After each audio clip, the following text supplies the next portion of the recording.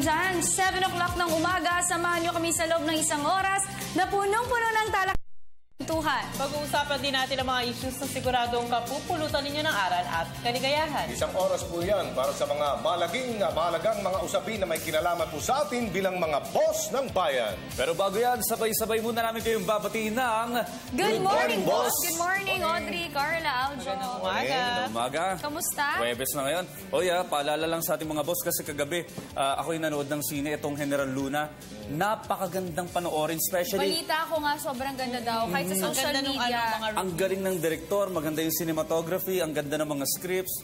So, perfect po ito. Hindi ko akalain na kapag nanood ka ng mga historical movies, ganito kasaya. Magaling yung director, magaling yung writer. Congratulations, magagaling yung mga artista. Tamang-tama yun, di ba? Recently, we just celebrated National Heroes Day plus yung Armed Forces of the Filipino people, di ba? So, kino-commemorate natin and we recognize our past and present Filipino heroes. Ito siguro... Sige, panoorin niyo po ito. Worth every penny, no? Hindi sayang. Palabas pa ba? Hindi sayang. Meron pa. Sayang ang pera. Ito naman kahapon, no, sa Quezon City, nakaranas na tayo ng water interruption. Sa atin, subdivision natin, simula 8 to 3. Yung 8 iba, p.m. to 3 a.m. umaga hanggang gabi. Wala talagang tubig. Walang tubig. Pero naligo naman kayo kanina. Oo naman. Hanggang 3 a.m. lang. 3 a.m. lang. So this is to give way para daw makatipid. Ngayon, para we're preparing para sa El Nino. Actually, we're experiencing El Nino right now. Pero, syempre, nagtitipid na rin. Maynilad, Quezon City. Maynilad, Quezon City. Sa atin, doon sa Pasig. Sa Pasig ka, di ba? Sa Cainta. Cainta. Doon tayo banda sa East. Wala din. Pero talagang may balde na ako malalaki doon. Nihahanda ko na. Tama kasi yan. Kasi yung poor scenario, baka mamaya wala na talaga tubig. Mga 4 na oras nakaranas. Ganun lang naman, 4 na oras. Okay lang yan. Tapos madaling araw naman. Wala namang rationing. Oy, traffic naman kagabi. In fairness, ang C5 maluwag. Totoo. Maluwag ang C5. Kumain din ako sa C5. Maluwag. Ang bilis ko nakarating from Quezon City going to Shaw Boulevard. Okay. 30 minutes. Ako talaga, gusto ko mag-lead bilang example sa lahat. Ayoko nang dumaan sa EDSA. Lalo yung mga choke points sa Cubao. Dadaan ka sa Mabu. Yun ang ginagawa ko ngayon. Kasi kapag dadaan ka sa EDSA, nakaka-contribute ka lang. Nakaka-contribute ka lang ng traffic eh. Mas maganda ka lahat pag rush hour dyan, mga bus lang, yung mga SUVs na mga malalaki, na may mga dalang mga pasahero, mga public na mga transportation, ang dadaan na dyan sa EDSA. Mas maganda yata kung tapos babalik na kapag hindi na rush hour, yung mga private cars. That's right. Pero ano masasabi niyo doon sa may pinaplano ngayon na synchronized na paggamit ng traffic lights? Yung sabay-sabay mag-green, sabay-sabay mag-red. Halimbawa, mahaba yung kalsada gaya ng Espanya. Pwede din. Yung sa Espanya kasi sunod-sunod yung traffic lights. Diba? We can try, at least experimental pa rin naman talaga lahat, pati yung mga ibang ginagawa ngayon, at least sa pakikipagtulungan ng HPG and MMDA. Try and try. Alright, ngayong umaga importante rin pag-usapan natin ang mga napapanong issues. Kaya naman simulan na natin ang ating Teka Moment.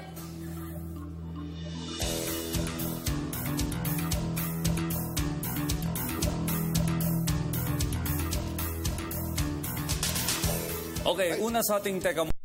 Tayo nakakaranas ngayon ng El Nino phenomenon at sabi ng Pag-asa, maaari natin itong maranasan hanggang sa first quarter ng 2016 o ng susunod na taon. Ang Department of Energy ay ginarantiya na for this season, wala naman tayong kakulangan sa supply ng kuryente.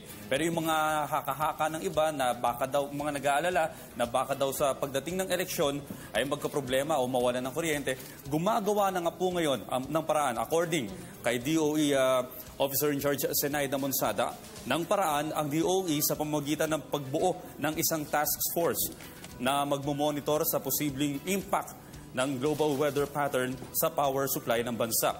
Itong El Nino phenomenon ay talagang may kabawasan nga tayo sa mga hydropower plants pero ginagarantiya ng DOE na ginagawa na ng paraan ngayon pa lamang. Kasi may El Nino tayo, first quarter, mag-aabot pa ng March yan, yung El Nino. So mas maganda talaga, hindi tayo tututok doon kasi talagang umaasa tayo sa hydropower plant. Ang problema naman, kung magkukol tayo, gagamit naman ng crudo. tayo pwedeng umasa na lang sa mga generators at mga IPPs. Kaya isinusulong alternative sources of energy. Solar, isa Solar sa mga energy. pinakamalaking mold dito, solar na. At saka yung windmill natin sa Ilocos, maganda yun. Actually, Magtulungan alam tayo, mo di ba? ba, may tinatayo na rin mga windmills dyan sa may Tanay Rizal. Wow. Sa may Rizal area. Nung pumunta kami doon nila Jules, isang co-host natin dito sa Good Morning Boss, hindi pa siya talagang active, pero may proyekto na doon. So at least kahit marami paano, may mga ganitong klase ng projects. Alam mo, sabi nga ng mga eksperto, medyo mahal nga lang itong katulad ng solar panels. Medyo Ano? mura na ngayon. Pero, pang matagalan naman Oo, totoo. yung may dudulot Makakatipid nito. ka pa Sa sa bahay, kuryente. pwede na yan. Sa bahay, di ba? Sa mga Pwede bubong, ganun. pwede mo nang ipa-install yan. Totoo. Alright? Okay, susunod. Alam nyo ba itong 9 Stars Taxi Company? Agoy.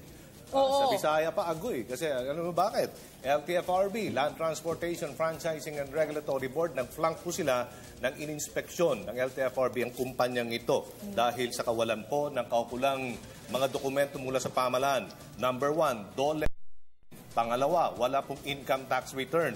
Pangatlo, nag-flank din sila mga kaibigan sa PhilHealth Benefit Pag-ibig SSS. Importante po yan sa mga taxi companies kasi dapat roadworthy ang kanilang mga sasakyan. Paglabas pala ng garahe niyan, dapat roadworthy na yan. Kasi alam natin, vicarious liability yan eh. Yung mga driver natin, at saka mga operators, dapat talagang maganda ang sasakyan nila. Kasi nga, pag nakadisgrasya yan, quasi-dilik yan, primary kaagad sila, no? Liable. At pagkatapos, pwede naman nilang sabihin, hindi kami liable dyan pag may depensa silang good father of a family. Pero dapat kasi sumunod silang ng batas, lalo na sa Department of Labor and Employment. Kasi pag hindi natin malalaman, mga abusadong mga taxi drivers, pag hindi sila mga empleyado, abusado sa kalihan. They take advantage. Totoo Tama yan. yan. Kasi it's really important to complete all the requirements and documents needed. Kasi lalo importante yung DOLE permit. Kasi dito mo malalaman kung ang isang kumpanya ay nagko-comply dun sa mga standards na binibigay at ng rules and regulations ng DOLE. Banggit mo, hindi siya nag-comply dun sa kulang ang kanyang mga Nag-flank requirements. sila, nag-flank. Yes. So, Bagsak. So, paano yung mahirap suspended? May penalty, may karapatang penalty yan. penalty. Pero alam nyo, nakakalungkot, minsan may naranasan akong sinakyan na taxi. 1998 pa yung model nung sasakyan. Hindi ko alam kung bakit pa nare-rehistro ito o bakit pa nabibigyan ng prangkisa dahil sobrang luma na. Alam mo yun, yung kumakalampag na yung sinasakyan mo. Dapat siguro mga 10 years up, hindi na... 15 years, pwede na siguro. 15 years. Yung mga boss po natin, tandaan ninyo, pwedeng ireklamo sa LTFRB pag hindi nag-i-issue ng mga resibo. Importante Parang yan. may nag-bring up rin na parang to ease traffic congestion dun sa may EDSA is yung mga sasakyan na 10 to 15 years up, hindi na rin pwede. May narinig ako na gano'n. Pero... Paano kala pa lang ito? Paano kala pa lang siya. The LTFRB nang magre-regulate yan, no? Mas maganda yung ganun kasi kung 15 years above na, masyadong depreciated na yan. That's Yung right. sira-sira sa kalian. Siyempre, yung safety mo na rin, Di ba ang usok niyan, puti na, Air sa gasolina. Nagkakadagdag ng pollution sa EDSA yan. Alright. Iniingatan natin yan sa ating environment. Okay. Usapang traffic tayo. Alam niyo ba, kaakibat din dyan ng mga pagbabaha. Dahil kung may pagbaha, of course, may traffic. So, sinabi po ng Department of Public Works and Highways o DPWH na gagawin po nila o tatapusin ang 2 major flood control projects sa Metro Manila bago po bumaba ang Aquino administration. Yan po sinabi ni Secretary Rogelio Singson. During the presentation of the DPWH proposed 2016 budget at the House of Representatives Appropriations Committee hearing, sinabi nila ang Blumentritt Interceptor Catchment Area at yung Mandaluyong Main Drainage Project ay makukumpleto na March at June 2016 respectively. Yung 609.12 million Mandaluyong Project ay 64% na pong kumpleto, while yung 600 million Blumentritt Catchment Area naman ay 84% ng kumpleto. Ang DPWH po ay eyeing sa 378.35 billion budget 2016, a 30% increase from its approved 290.5 billion budget noong 2015. Yan. Ang problema kasi natin, hindi lang traffic, pagbabaha. No? Kapustahin natin si Mayor Benhur Abalos. Yung namang traffic. At napakabaha ng Maisilo. Hindi ka makakadaan dyan. Yung may time na talagang traffic. Ang cause nun kasi is talaga flood. Flood. Oo, Kaya sa flood Mandaluyong, iwasan nyo pag umuulan dyan kasi yung may mabuhay lanes, di nga tumadaan EDSA. Pagpunta mo naman Mandaluyong, ha? Totoo. Mayroong Abalos hanggang ngayon. Dapat kasi 24 hours ang construction eh.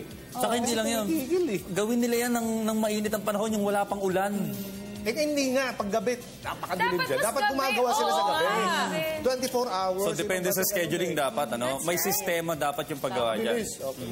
Alright, Carla. Oo, ayan ito naman. Good news naman tayo para naman po sa ating mga OFWs na magpapadala ng kanilang mga regalo ngayong Pasko. Sabi po ng customs, wala daw pong additional charge. Wala. Yay! Oo, at ito pa. Ako mukhang bumaba yung customs pero ito pa.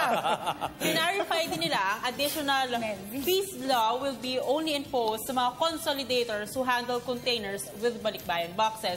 Para naman po sa ating mga OFW sa Middle East, again, unaffected po yung change.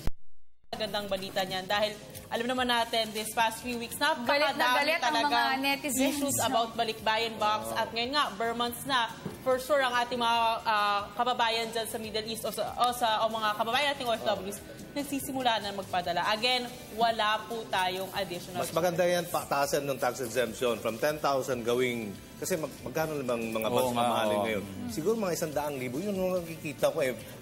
Non-tax yan dapat. Exempted sa tax. Balikbayan. Sa tsokolate, 10,000 pesos. Mahal kaya naman tsokolate.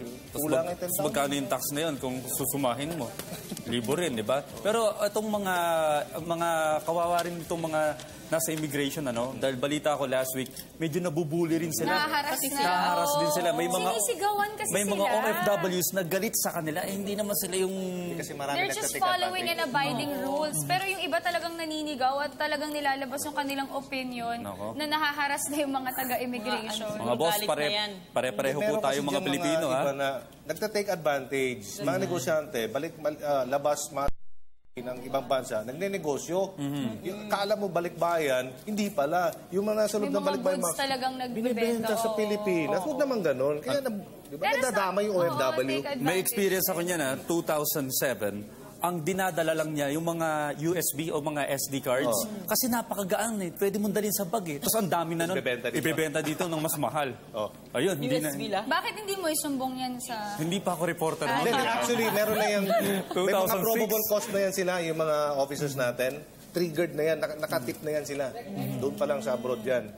Kaya talagang hinaharang nila yan dyan. Pasensyahan. Alright. Umiyak yung iba, kawawa, no? Dubuli. Dapat sumunod kasi tayo sa rules and regulations. Respetuhan. Walang awa-awa. Oo. Pare-pares tayo mga Pilipino, OFWs, tsaka mga taga-immigration, mga nagtatrabaho rin ang po yan. Dapat ata dahil nag-bare months na mag-countdown na tayo to Christmas. Oo. Ilang days na lang ba? 90-something. 99? 98, Tama ba? 99. Parang ganun eh, 99? no? Lapit na. Alamin natin mamaya. Pero 99. 99 days to go Wala for kang si Zeus Christmas. eh. Kasi si Zeus 100 days pa lang Oo, nagka-count. nagka-countdown. Alright, ngayong umaga, importante pong pag-usapan rin natin panong issues, mga live discussions at interesting topics. Aljo? Pag-aanda po ng mga local water districts sa bansa sa pananalasa ng El Nino. Yan. At yung mga karapatan po ng ating mga indigenous peoples. At ito pag-uusapan yan, ancestral domain. Mamaya, isang legal expert makakasama natin dito sa Studio Live. Ito naman ang papanoodin natin ng ETC, One Life Food. Makakasapa natin dyan si Zeus. At tayong dalawa dayan, mayroon tayong tinry na gym sa One Yay! Life Wellness. Kaya mga boss, abangan nyo yan. At syempre, maaari nyo kami panood via live streaming ptv.ph. Maaari nyo i-like aming Facebook page, facebook.com/GMorningBoss. I-follow aming Twitter account at GMorningBoss at bisitahin na rin aming YouTube page, PTV Space PH. Kaya dyan lamang po kayo dahil magbabalik pa ang Good Morning, Boss!